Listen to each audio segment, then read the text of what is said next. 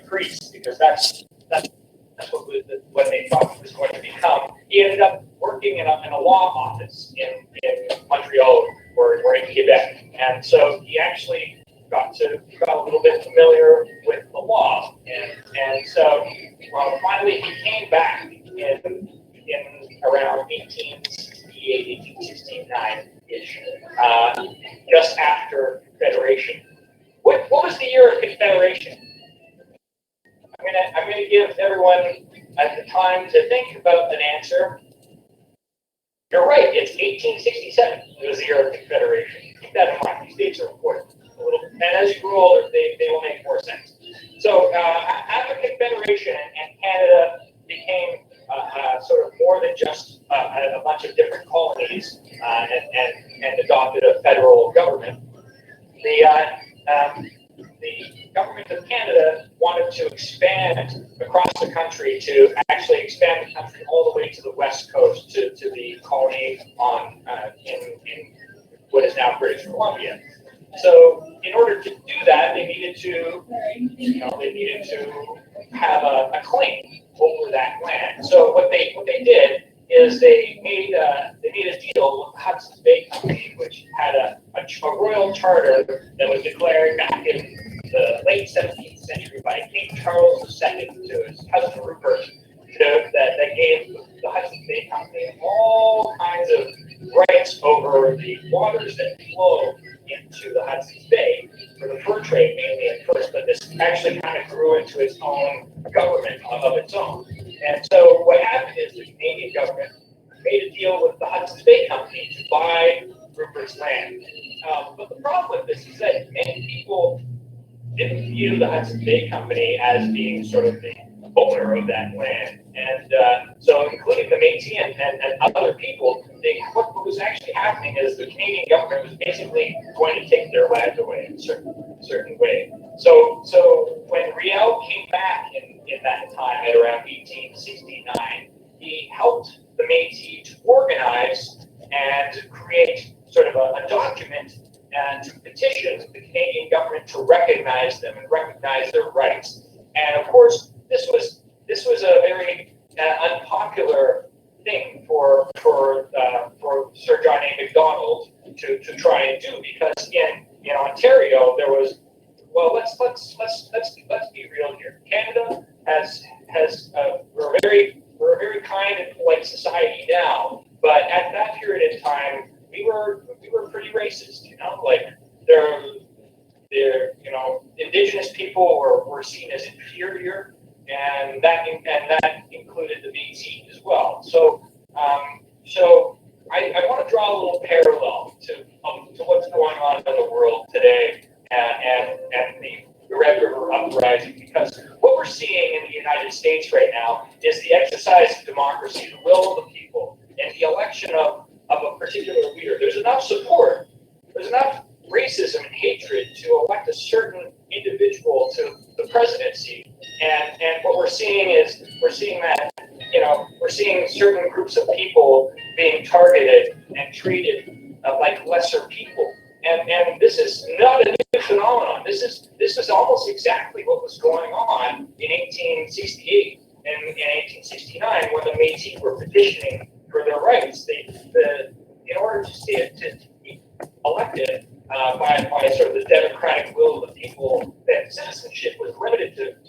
to only certain people, only men, generally white men, and so like what we had is government policy, the way that rules are made for the people, being made by white, often racist Ontarians. No offense to anyone. This is our history, and instead of ignoring it, we're better knowing it. And sadly, what we're seeing now in the United States, and I'm sure it happens in other communities, even here in Canada, is that people are racist still, and that actually when they elect politicians to represent their views, if they're racist, they elect racist politicians who do racist things and don't care for other people's rights. So, anyways, back to Riel. So Riel helped to create a petition and over negotiated with the Canadian government until finally in 1870 the Manitoba Act was passed and sort of recognizing the rights of the Métis and the province of Manitoba. So this is the battle for rights for Indigenous people and for minorities and for women in Canada is it's a battle, it's a fight. It is a real legal fight and political fight to have rights and for us to have what we have now as a country. So in many ways, my man Louis here on my T-shirt, he really helped to shape Canada and to become the multicultural, tolerant, and beautiful society we know today. But of course, under all that wonderful stuff, there's still many problems, and I'm not going to go into them, but we have to remember that they still exist, and it's not up to us to ignore them. We have to really be open to recognizing when we see these injustices in our society, because if none of us stands up, like Riel and the Métis, then we don't have rights for everyone. Now, Colin, I understand that Louis Riel was elected to Parliament. Did he ever get to serve? He did not. Riel was so disliked in Ontario that although he was elected to Parliament on several occasions, he was never able to sit and represent the Métis. So again, you're seeing how that injustice had played out at that time. Anyways, I'm going to come back to a song which was written by Riel. It's a song called La Métisse, and it tells the story of how Riel and the Métis were successful in having their rights recognized by passing the Manitoba Act of 1870. And I like to jokingly, well, not jokingly, it is a song about a constitutional document. And Canada's constitution is like a living tree. It grows over time, and as we develop as a society forward, we become. Did you hide her somewhere? Different tree. We become the same tree. We're still growing, but it's important that we don't forget our roots, our Indigenous roots, our European roots, our Métis roots. And so here is La Métisse.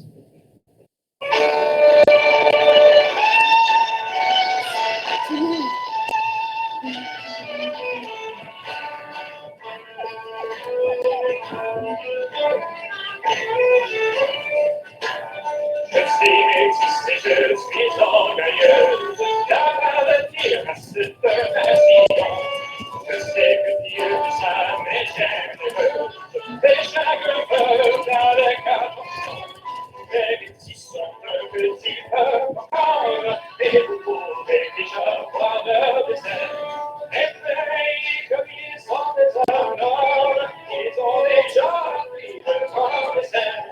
Ah si j'avais, je devrais exprimer jusqu'au ciel, pour mon fidèle amour des soldats de la petite armée. Comment c'est mon poussière quand je choisirais un soldat, comment c'est la guerre dans hey!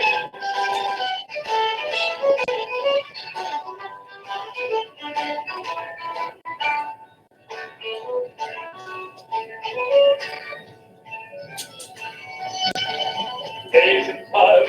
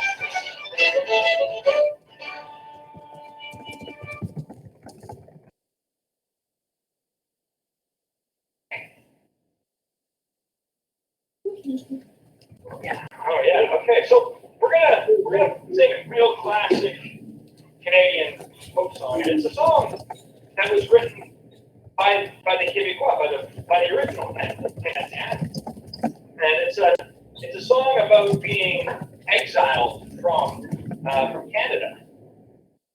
After the Manitoba Act was enacted, the Canadian government sent a friendly police force to St. Boniface, and this friendly police force really had it out for Riel. They were really actually there to actually repress the Métis, and they, it was not a proud moment in Canadian history.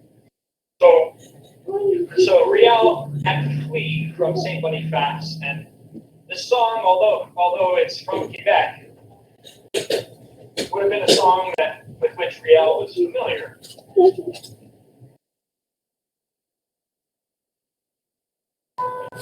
So this is called American Canadian.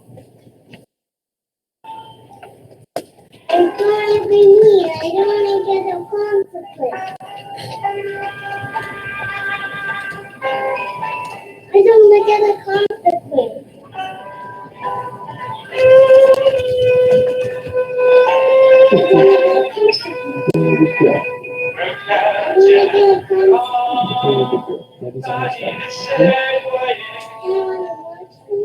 Maybe after.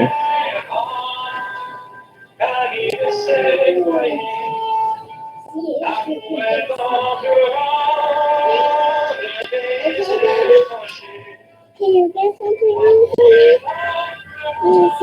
After. Yeah. Right now, please. No, after. What's now? Being back.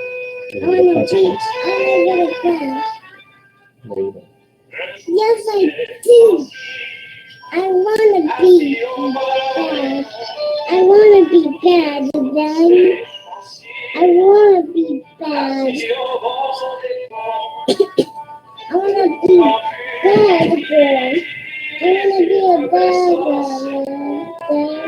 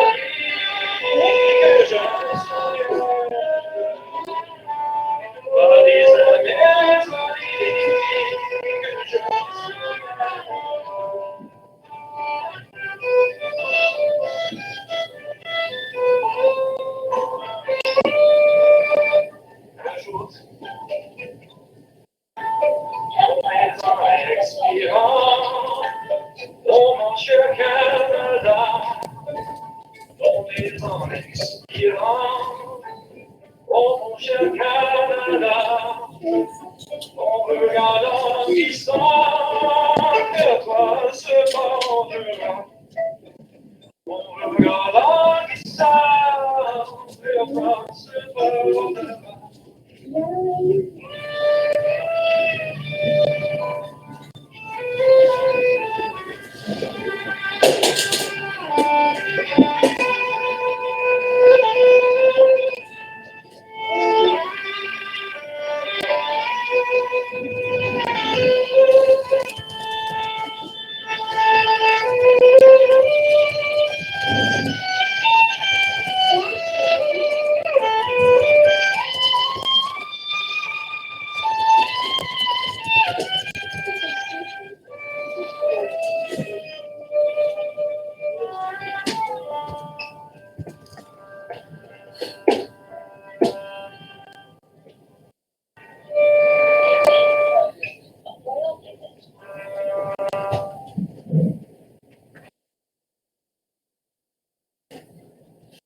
All right.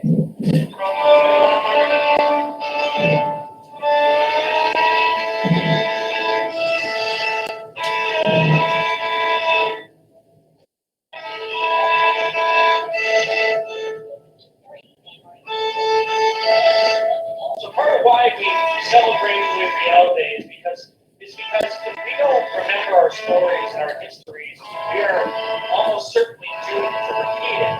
And so it's really important for us to keep in mind that even though we have so many great things in our country and in our cities and our provinces, these problems that were faced by our ancestors still exist in some ways, shapes, and forms. So, but you know what? We're gonna let that sink in, and I'm gonna let Alyssa play some more fiddle. And on that note, actually, this song is all about reflection. So it's a time to reflect back on all the things that Colin has shared with Andrew during this presentation. And as you mentioned, looking back at our history, the only way to move forward and change the way that we operate in the future is to look at the past and learn from it so that we can change those patterns. Learn and share your stories and be open to learning and sharing everyone else's. So this is called the medicine, fiddle, and look back.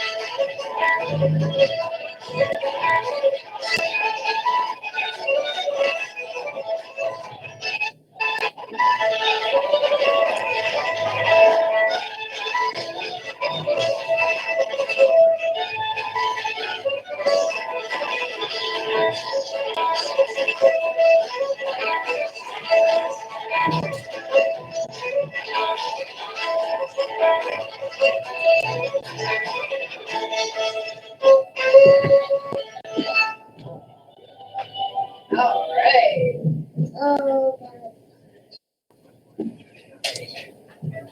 so, we're gonna actually look at the story of Riel because it's not over. After Riel was exiled and sent away from Oxford, he had to leave. There was a bounty placed on his head, and what that meant is that literally people in Ontario and in Canada wanted to kill Riel. Yeah, and this was something that pursued him for his entire life, no matter what he did. After doing what he did and organizing the Métis in 1870, Riel had a target on his back. And although he had been elected to represent the Métis for several times over, he was unable to do that because if he had even been shown his face in Parliament, they would have arrested him and they would have executed him. At the end of his life, Riel was called back by a man named Gabriel Duval and the Métis living in Batoche. Batoche is north of Saskatchewan now. And the Métis asked Riel to help them do what he had done in Manitoba, essentially petitioning the government to recognize them and recognize their rights. So Riel tried to do this, and at the same time, he was asking for a pardon, for an amnesty for some acts that were committed in the 1870 uprising. And eventually, the Canadian government basically said no.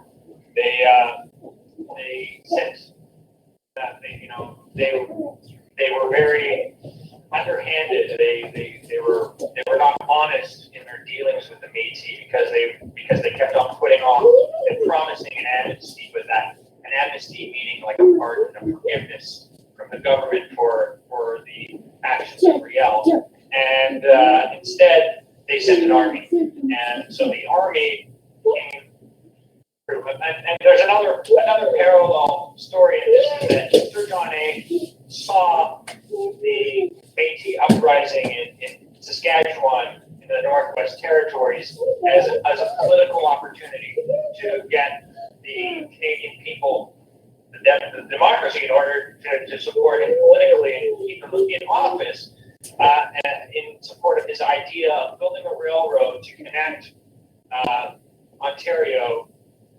British Columbia. So Sir John A. Macdonald kind of used this event with the Métis as an excuse to help build the railroad. So the Métis were kind of sacrificed politically in some ways in order to make Canada reach from sea to sea.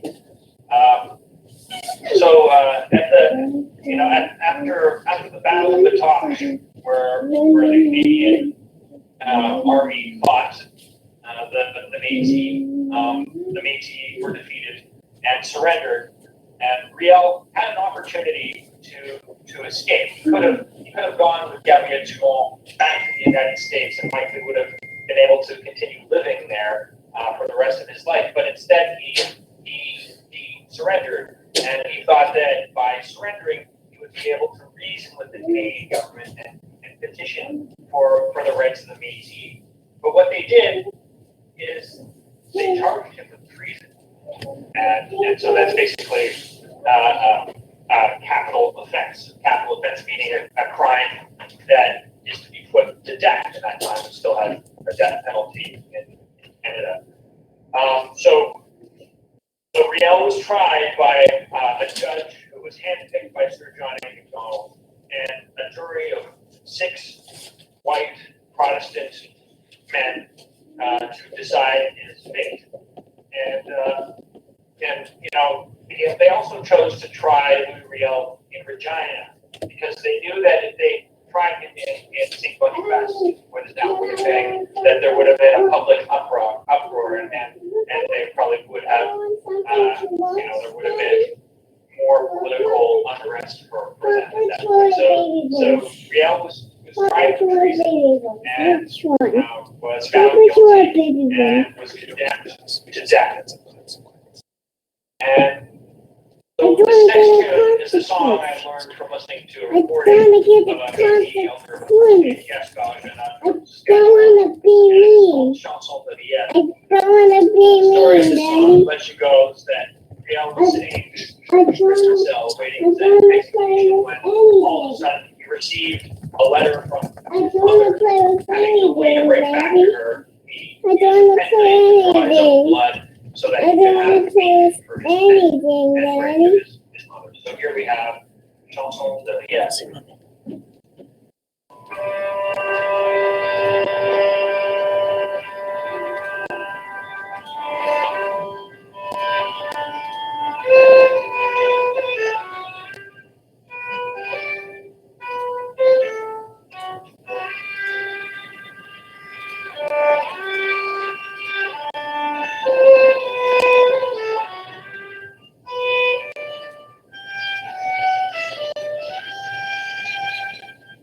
C'est au champ de bataille,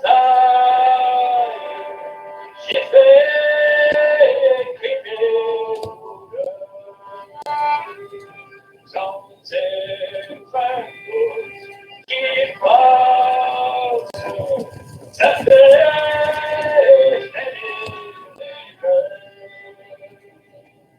quand je souhaite une lettre de ma chère maman, je n'ai plus ni encre pour pouvoir écrire. Ah, j'ai pris mon cahier et tu remplis ton sang pour écrire mon lettre à ma chère maman.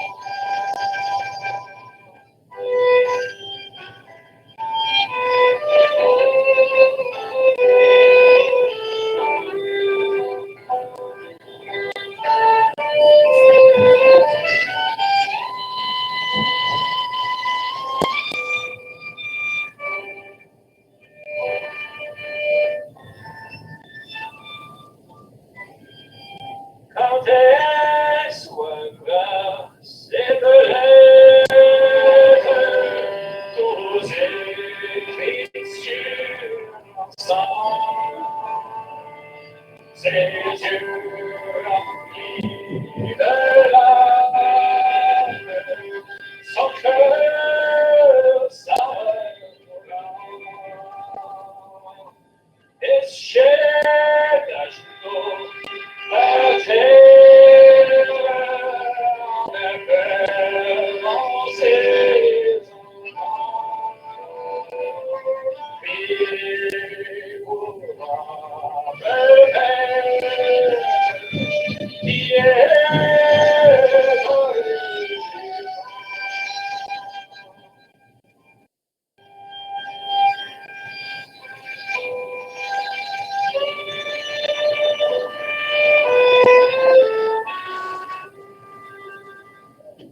Maurice, il faut mourir. Chacun meurt son tour.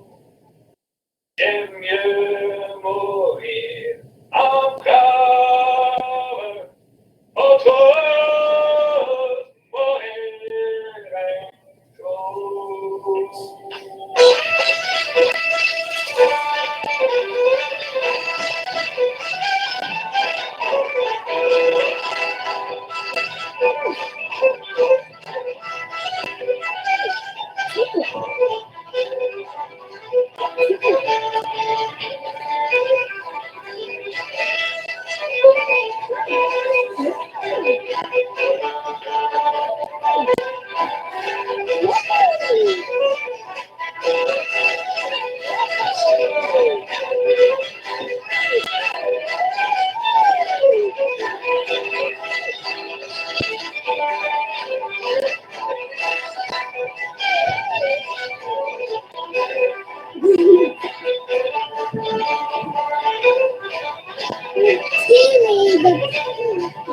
Daddy.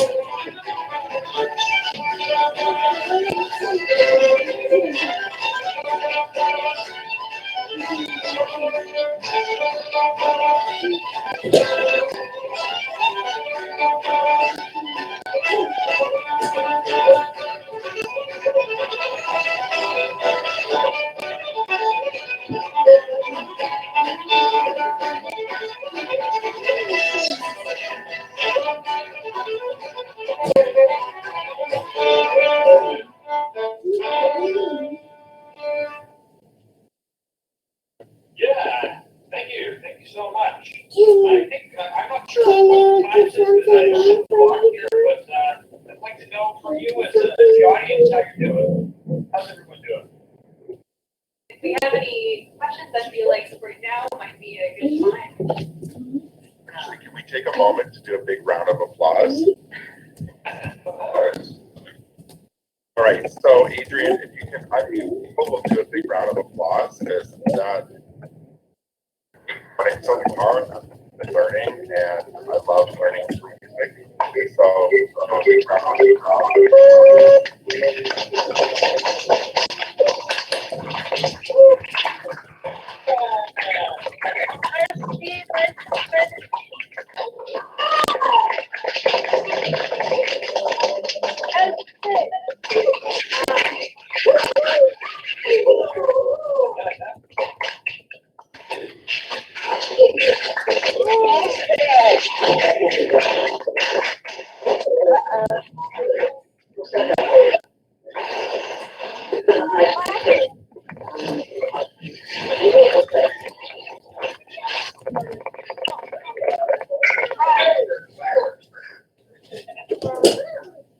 That was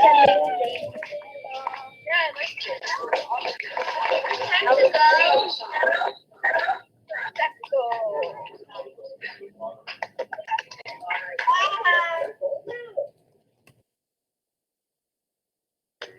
Can we go now? Wow. Can we go now? How can you on your video? How can you on your video?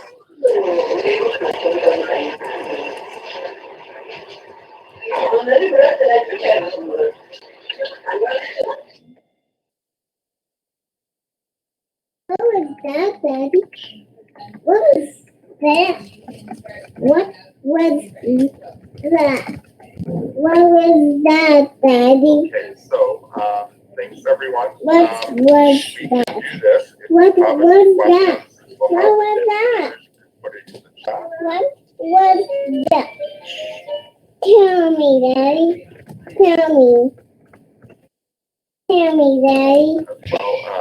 While I'm on, I want. yes, Rachel, you can ask a question, please do. I don't want to get a consequence. Then you have to- Sign up on Key to Learn.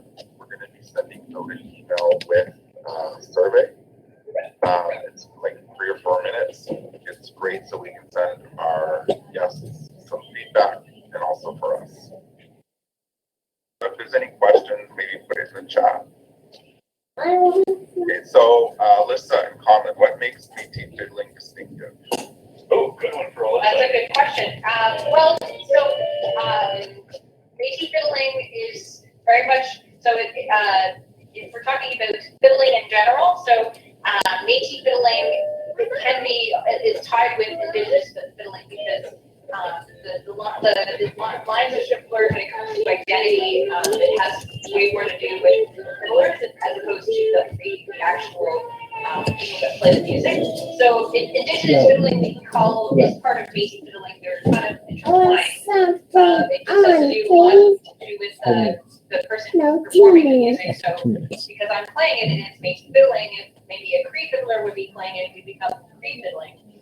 I However, but I'm getting to my point. The point is that it is Celtic-based fiddling, so the fiddle would have been brought over from Europe, and it was a highly transportable instrument. So the canoe was a way that we would travel across the country, and there were many different trade posts and intermingling of cultures. So Métis fiddling is just a mishmash of all these different cultures coming together. I'm sure you heard maybe some bluegrass influence, French Canadian influence, or francophone fiddling, traditional fiddling influences. So Métis fiddling or indigenous fiddling is a very much an intertwining of all these different cultures coming together, and also it's coming from this very old Celtic style of playing.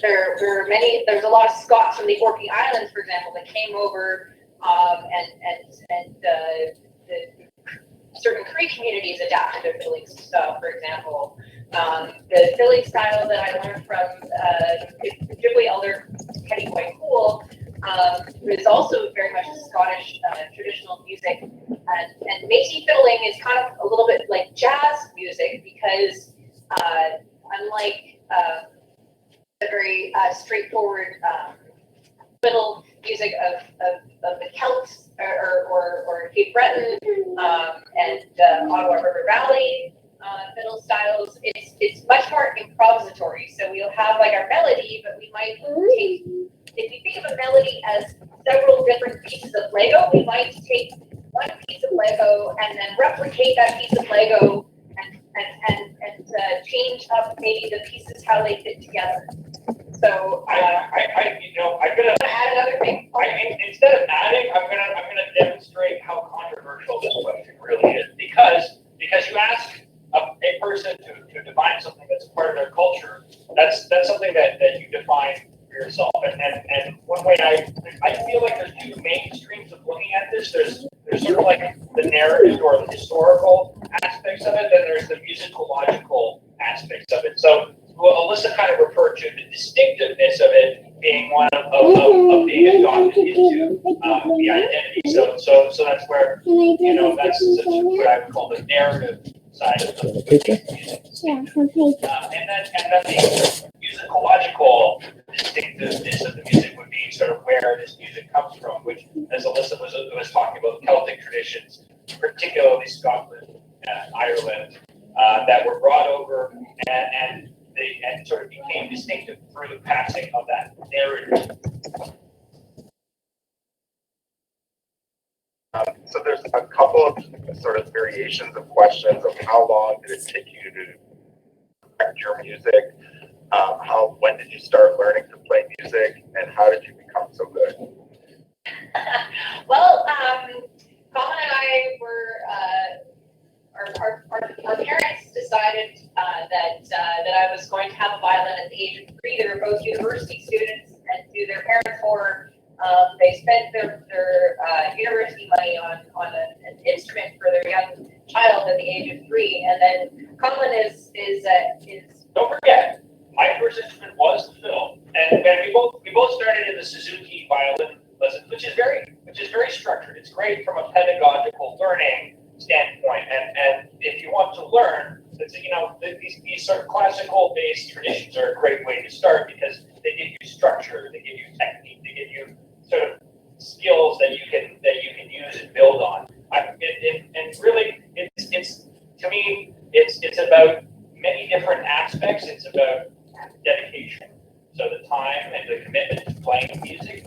You're not going to be good. You're not going to wake up in the morning and be good. Although Nicholas is kind of a natural. He's one of our younger brothers. Anyway, he's a force of nature. So what I'm saying to get better at any kind of craft, like any kind of art, there's all kinds of different things you can do. In fact, the more that you can do to build a foundation by learning about different music traditions and learning about how to read music, learning how different technique is applied to the instrument, and also learning the stories that go along with it helps to build what you need to become competent and explain, our Uncle Don is the one who puts it best. He said, he's amazing bluegrass guitarist, mandolin player, and he says, I've been playing guitar or mandolin for over 40 or 50 or 60 years. I guess getting up there now, but I'm still a beginner. So I think that it's important to always approach what you do with a sense of curiosity and humility too. So there's a question around language, and it's worded as do Métis speak Cree only, or what other languages do they use? It really, I think, I can only speak from my own experience, and I didn't grow up speaking Michif languages. It's some aspect of culture that I had to relearn on my own. I'm not even a beginner. I can't speak for anyone but myself. What I can say is that the language varies geographically, and that's that's depending on the narrative of their ancestors. What languages do they speak in different lines? Maria Candle, in her classic book Half Breed, talks about how certain words were kind of used fun in their own conversation on their own. So I think it's a lot of individual story and identity that relates to the language. The Michif that we presented to you was sort of like the analog of a European language to Michif in some ways is Portuguese, which is a language that was developed by a bunch of different Latin-based languages, Italian, Spanish, Latin, French, and to become its own language. And because the sailors would need to have a way to communicate in different ports. And in the same way, the Michif language, it was sort of a useful kind of language that was developed so that people could communicate with each other.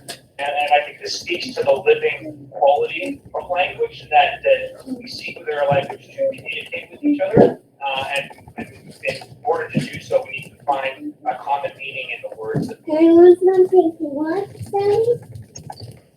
I think we're coming up on 11:30, so we want. I think that's good for questions for now. I appreciate you spending your time with us today for Louis Riel Day.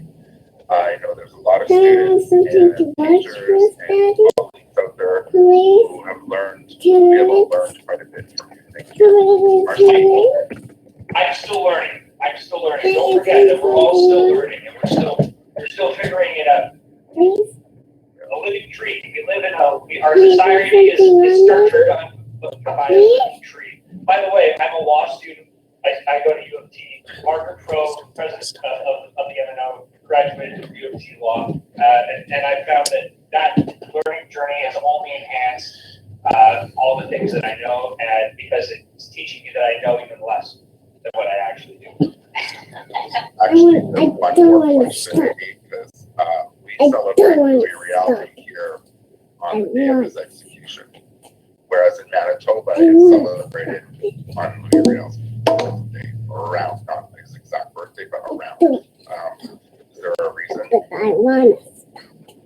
Oh, I want it. I don't know. I don't have an answer to that question. I mean,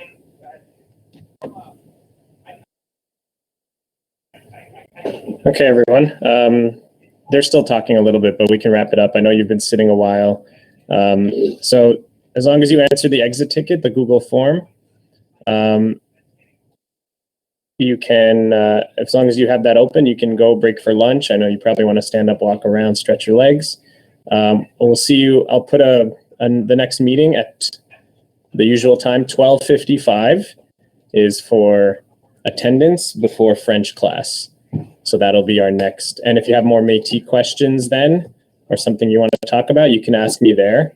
I know a little bit, but maybe I can try to help. Okay. So bye for now. Have a nice lunch. Oh, sorry. Let me, there we go. Okay. Bye for now. Was I a student? Bye, Mr. DeGomez. Bye, everybody. Have a good lunch. Nice lunch, everyone. Thanks for participating. Thanks for sitting.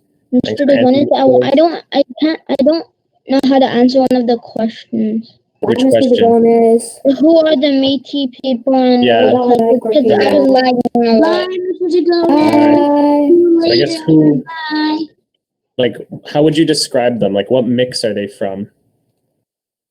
Maybe that's a better way. How did they get started? Because they didn't always exist. They got started in Canada. So something like that. Like, try to explain where they, like, what they come from, what their history is. Okay. Okay, bye. Bye.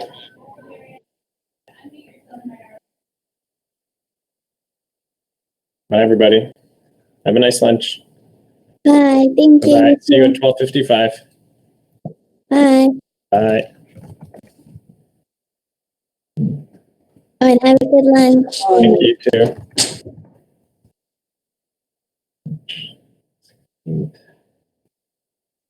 12. 5 p.m.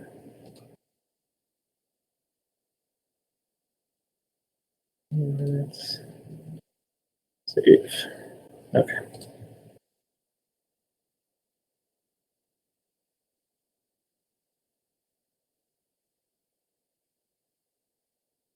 On the chats. I want something to watch now. I want something